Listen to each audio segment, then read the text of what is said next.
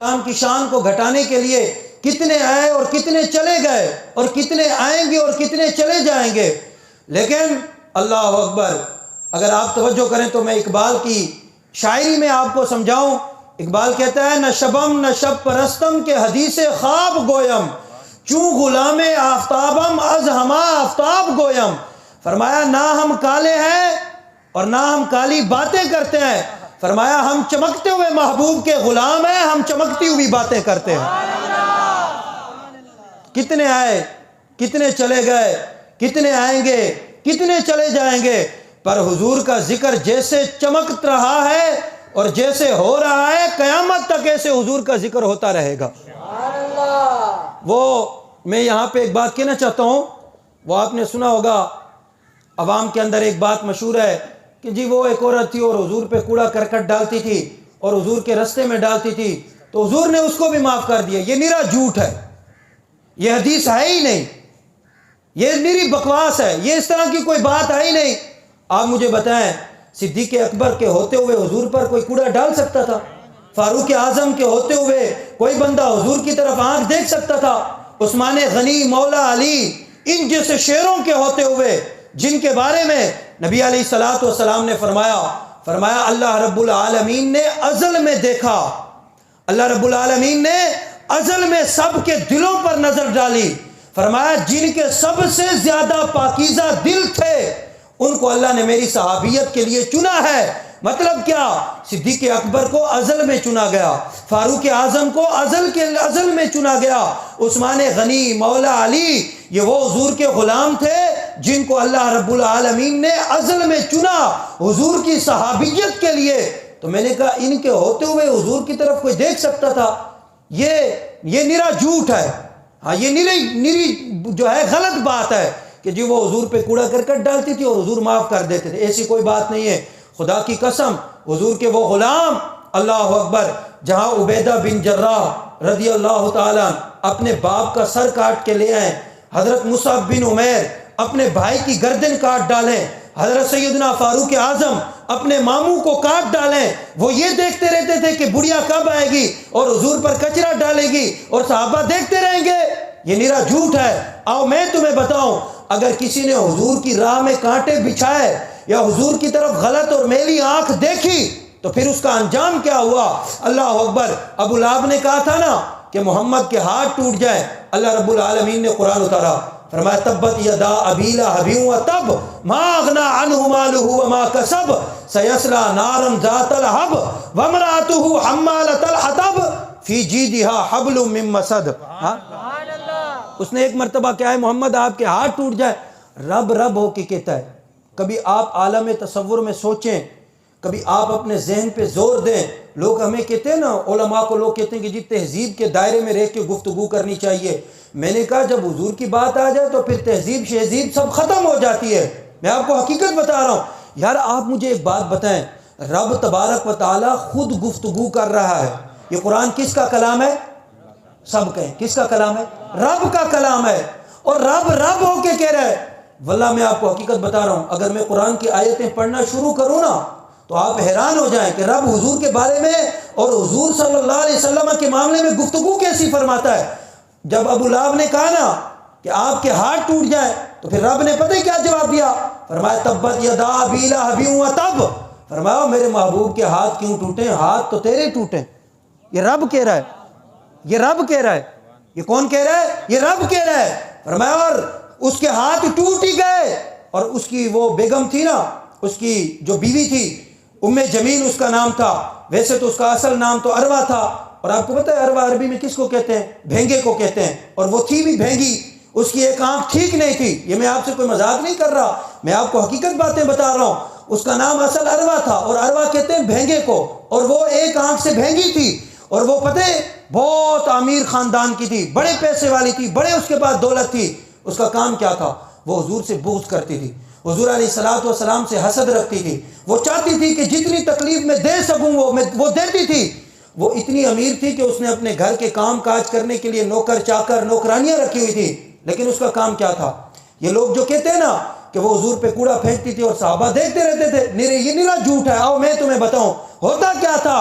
وہ جمیل ایک دن گئی جنگل کی طرف اور وہاں سے کانٹے اکٹھے کیے اور اس نیت کے ساتھ کہ جہاں سے رسول اللہ گزرتے ہیں وہاں بچھاؤں گی. اللہ اکبر. یہ قرآن میں پڑھ رہا ہوں. قرآن کہتا ہے وَامْرَأَتُهُ حَمَّالَةَ الْحَطَبِ. قرآن کہتا ہے اس کے سر پر لکڑیوں کا گٹھا. یہ قرآن کا ترجمہ ہے. اس کے سر پر لکڑیوں کا گٹھا. وہ گئی, اس نے لکڑیاں جمع کی, اس کا گٹھا بنایا اور اپنے یہاں جو ہے وہ سر پہ رکھا. حضور سے اتنا بغض رکھتی تھی اور کام کاج کے لیے نوکرانیوں کو بھیجتی تھی. یہ کام کرنے کے لیے خود گئی, کانٹے جمع کیے اور جمع کرنے کے بعد اپنے سر پہ رکھا. اور وہاں سے جب وہ نکلی تو راستے میں آتے آتے وہ تھک گئی. جب وہ تھکی نا تو پڑھیں قرآن پاک کی تفسیر پڑھیں تو آپ کو پتہ چلے گا. جب وہ تھکی تو آپ نے دیکھا ہوگا وہ پتھر پہ آ کے بیٹھ گئی. تو میں آپ کو ذرا, اگر آپ میری طرف دیکھیں تو میں آپ کو سمجھاؤں. اس نے جی یہ اس طریقے سے گٹھے کو باندھا ہوا تھا نا لکڑیوں کے ساتھ, باندھ کے جو رسی کا ایک تھوڑا سا وہ ٹکڑا بچا تو اس نے یوں اپنے سر پہ جو ہے اس کو باندھ لیا. آپ نے دیکھا ہوگا جو گاؤں دیہات کے رہنے والے ہیں وہ اس طریقے سے باندھ کے پھر اس طریقے سے پیچھے جو ہے وہ گٹھے کو رکھتے ہیں. تو اس نے یوں باندھا ہوا تھا, وہ تھک گئی. جب تھکی تو ایک بڑے پتھر پر بیٹھی. جب بیٹھی تو اس نے گٹھے کو نیچے رکھ دیا کہ جی تھوڑی دیر کے لیے سانس لے لوں. دل میں ارادہ کیا تھا کہ یہ کانٹے لے جاؤں گی اور جہاں سے محمد عربی گزرتے ہیں وہاں بچھاؤں گی اور رسول اللہ کو تکلیف دوں گی. ایک روایت میں نے پڑھا رب نے جبریل کو بھیجا اور ایک روایت میں رب نے دوسرے فرشتے کو بھیجا. فرمایا جاؤ. مولا کیا کرے؟ فرمایا یہ پتھر پہ گٹھا رکھ کے بیٹھی ہوئی ہے. مولا ہاں. فرمایا جیسے اس نے اس طریقے سے رسی لپیٹی ہوئی ہے. رب نے فرمایا جا کے اس کو کھینچ دے تاکہ یہ گٹھا اس کے حلق میں اٹک جائے اور اس رسی کے ساتھ اس کو پھانسی آ جائے. اللہ اکبر. اس آیت کی آپ تفسیر پڑھیں. فی جیدہا حبل من مسد. رب فرماتا ہے ہم نے کھجور کی چھال کی رسی سے اس کا گلا گھونٹ دیا اور ہم نے یہ گھونٹ کے دنیا کو پیغام دیا جو محمد عربی کے راستے میں کانٹے بچھاتا ہے رب اس کو ایسی سزا دیتا ہے. سبحان اللہ. ہاں جی. رب یہ بات برداشت نہیں کر سکتا. رب تبارک و تعالی اپنے نبیوں کے معاملے میں بڑا غیرت مند ہے.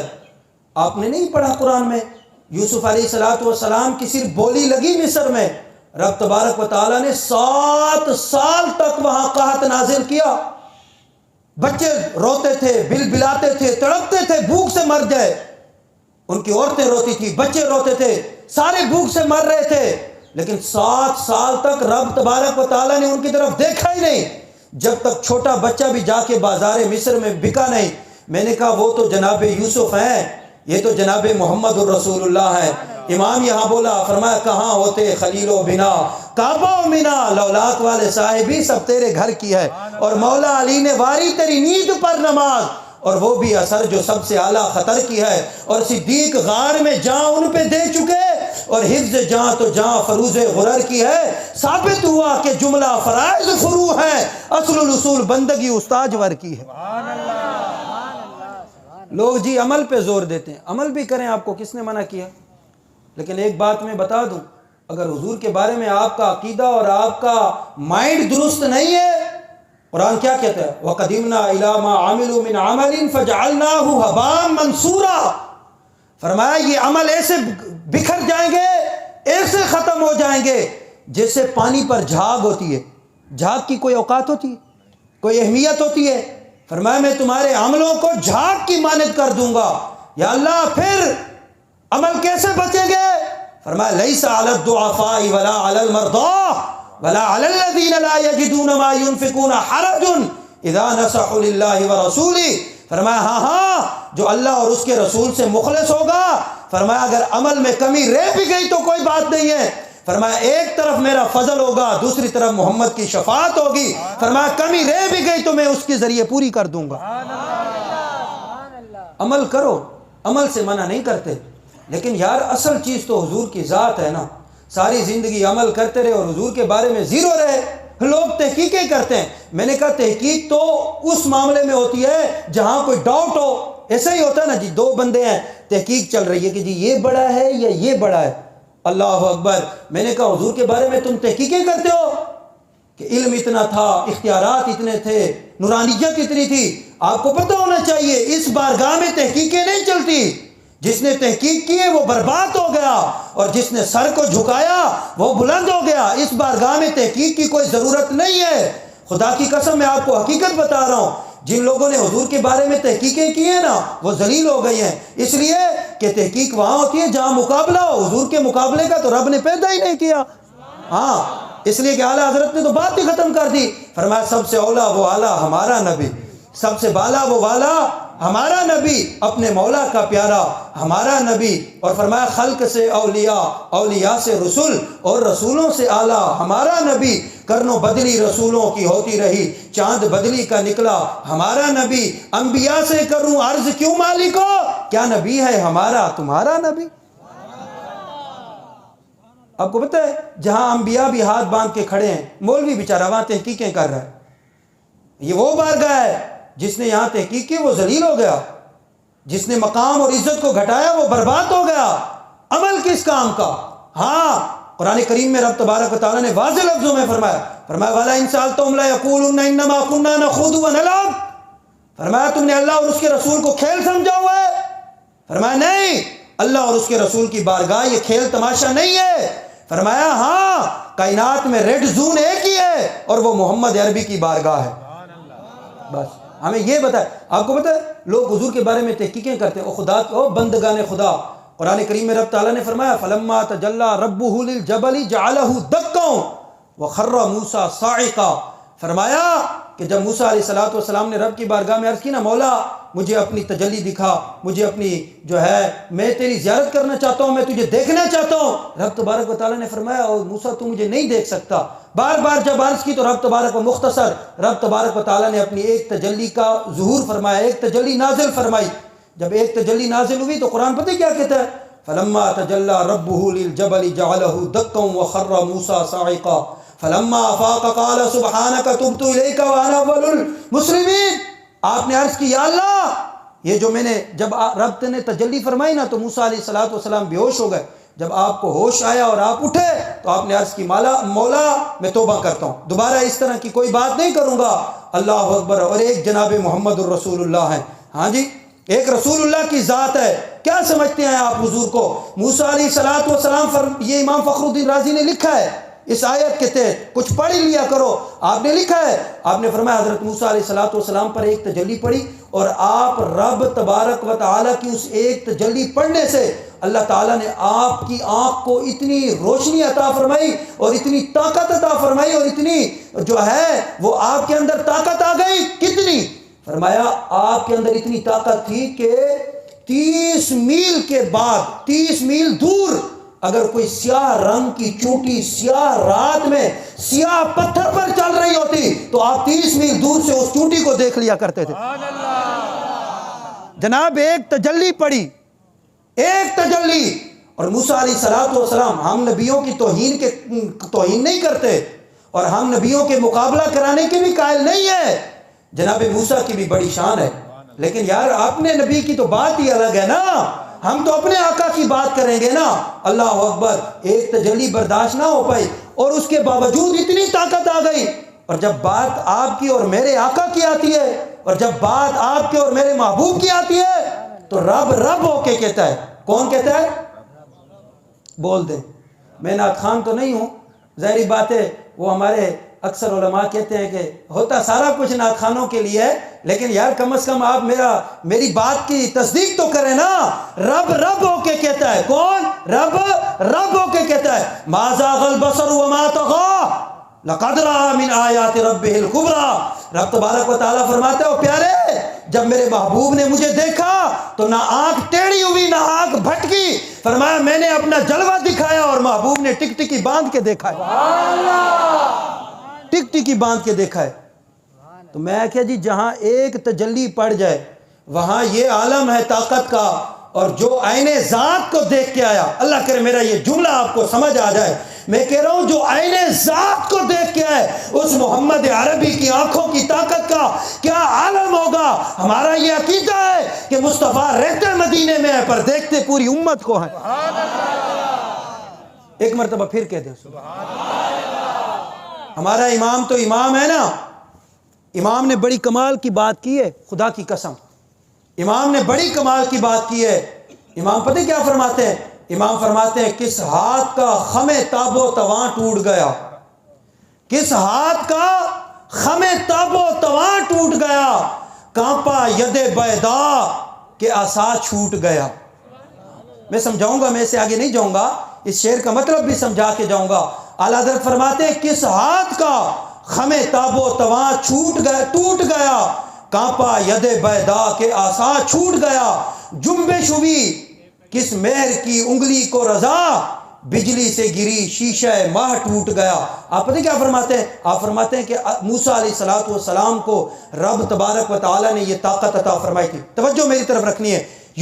آپ یوں اپنا ہاتھ مبارک بغل میں ڈالتے اور پھر یوں نکالتے تو سورج سے زیادہ چمکتا تھا.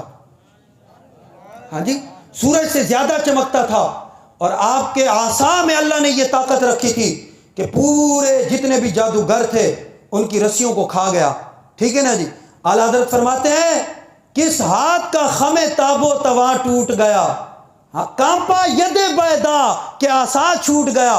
فرمایا موسیٰ علیہ السلام نے یوں اپنا عصا مبارک پکڑا ہوا تھا. توجہ کر رہے ہیں نا. فرمایا یوں اپنا عصا پکڑا ہوا تھا کہ انہوں نے رسول اللہ کا ہاتھ دیکھ لیا. یوں آپ کے اور میرے نبی کا ہاتھ دیکھا. وہ تو یہ سوچ رہے تھے کہ یار میرے ہاتھ کی بڑی شان ہے کہ میں یوں ہاتھ نکالتا ہوں تو وہ سورج سے زیادہ چمکتا ہے، اور میرے عصا میں اتنی طاقت ہے کہ وہ سارے جادوگروں کی رسیوں کو کھا جاتا ہے.